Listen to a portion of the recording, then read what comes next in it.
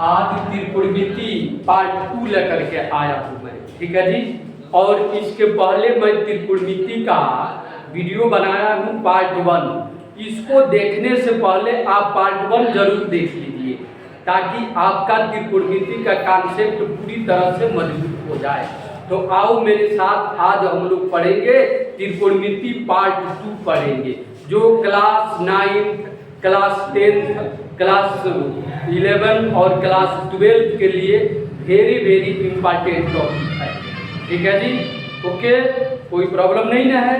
अब अगला नंबर है, सवाल क्या है हमारा कि यदि साइन थीटा बराबर 4/5, क्या है मेरे भाई बहन, यदि साइन थीटा बराबर 4/5 तो अन्य सभी त्रिकोणमितीय अनुपातों को ज्ञात करें। यदि साइन थीटा बराबर 4/5 तो अन्य सभी त्रिकोणमितीय अनुपातों को ज्ञात करें। यही ना है कि क्वेश्चन। अब हमको ये समझना पड़ेगा कि त्रिकोणमितीय अनुपात होता कितना है। सबसे पहले हम त्रिकोणमितीय अनुपात के बारे में जानेंगे जी। अब त्रिकोणमितीय अनुपात 6 होता है, जो कि इसके पहले वाले वीडियो में बता दिया गया है। अब हमको ध्यान से समझना है जी।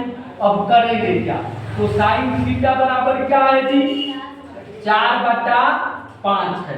तो साइन थीटा बराबर फॉर्मूला क्या होता है, P/H, यानी 4 क्या हो गया, 5 हो गया। तो P बराबर क्या हो जाएगा जी, 4 इकाई हो गया, 4 इकाई। बिल्कुल ध्यान से समझना है जी। और H बराबर क्या हो गया, तो 5 इकाई। समझ में आ रहा है कि नहीं जी मेरे भाई बहन, क्लियर है? नहीं समझ में आएगा तो कमेंट करके जरूर बताना मुझे, ठीक है। अब यहाँ से क्या निकालेंगे, यानी B निकालेंगे। तो B² बराबर क्या फॉर्मूला होता है, H² माइनस P²।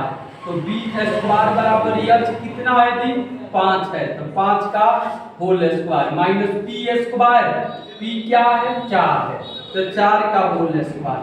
तो B² बराबर 25 और माइनस 4 चौको 16। और B² बराबर क्या थी, 9। तो B बराबर रूट में क्या हो गया, 9। तो B बराबर क्या थी, यानी रूट में 3 हो गया। अब B बराबर क्या हो जाएगा, तो डबल रूट में जो 3 है उसमें से 1 निकाल देंगे ना, तो B बराबर क्या हो जाएगा, 3 हो जाएगा, ठीक है जी। कोई प्रॉब्लम नहीं है। अब आते हैं त्रिकोणमितीय अनुपात के बारे में, और सारे फार्मूला का जो लिस्ट है वो तैयार करके वीडियो 1 में यानी पार्ट 1 में बना दिया गया है। आप पार्ट 1 को पहले देखें, उसके बाद से पार्ट 2 को देखें त्रिकोणमिति। क्लियर है जी, कोई प्रॉब्लम नहीं है। अब यहाँ से क्या हो जाएगा, अब साइन थीटा, तो साइन थीटा तो दे ही दिया है। अब कॉस थीटा निकालेंगे, तो कॉस थीटा बराबर B/H। तो कॉस थीटा बराबर B का मान कितना है जी, तो B का मान 3 है, और H का मान कितना है, तो 5 है। तो 3/5, 2 त्रिकोणमितीय अनुपात ज्ञात हो गया। अब क्या ज्ञात करेंगे जी, tan थीटा। तो tan थीटा बराबर P/B। तब tan थीटा बराबर P कितना है जी, तो P 4 है, और B कितना है, तो 3 है, 4/3। समझ में आ रहा है कि नहीं। अब क्या ज्ञात करेंगे, cot थीटा। तो cot थीटा बराबर B/B। तब cot थीटा बराबर B कितना है जी, 3 है, और P कितना है जी, 4, तो 3/4। अब क्या ज्ञात करेंगे, sec थीटा। तो sec थीटा बराबर H/B। तब sec थीटा बराबर क्या हो गया जी, H कितना हुआ, 5 हुआ ना, और B कितना हो गया, तो 5/3। समझ में आ रहा है कि नहीं, कोई प्रॉब्लम नहीं ना है जी। अब क्या ज्ञात करेंगे, तो कोसेक थीटा। क्या हो गया जी, कोसेक थीटा बराबर H/P। तब कोसेक थीटा बराबर H कितना है जी, तो H देखेंगे 5 है, तो क्या रखेंगे, 5 रखेंगे। अब H/P, P कितना है, तो 4 रखेंगे। क्लियर है जी। इस प्रकार सभी त्रिकोणमितीय अनुपातों को ज्ञात कर लिए। समझ में आ रहा है कि नहीं जी? एक सवाल से आप कई सवाल बना सकते हो। क्लियर है? अब यहां से हमने फिर से एक बार दोहरा रहे हैं कि यदि साइन थीटा बराबर 4/5 तो अन्य सभी त्रिकोणमितीय अनुपातों को ज्ञात करें। तो त्रिकोणमितीय अनुपात कितना होता है? 6 होता है। As you know that already, आप पहले से जानते हो कि त्रिकोणमितीय अनुपात 6 होता है। ठीक है जी।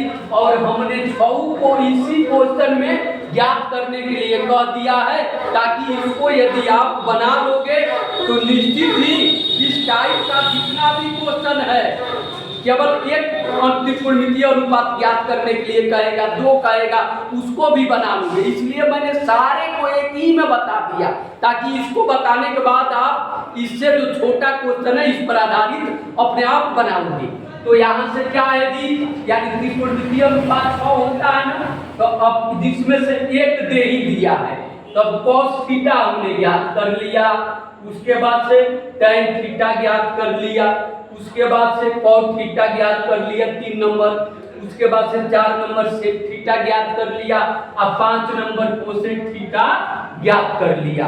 इस तरीका से ये 6 त्रिकोणमितीय अनुपात हमारे पास ज्ञात हो गया इस सवाल से। ठीक है जी, कोई प्रॉब्लम नहीं ना है? ओके। अब अगला इसके बाद वाले पार्ट 3 में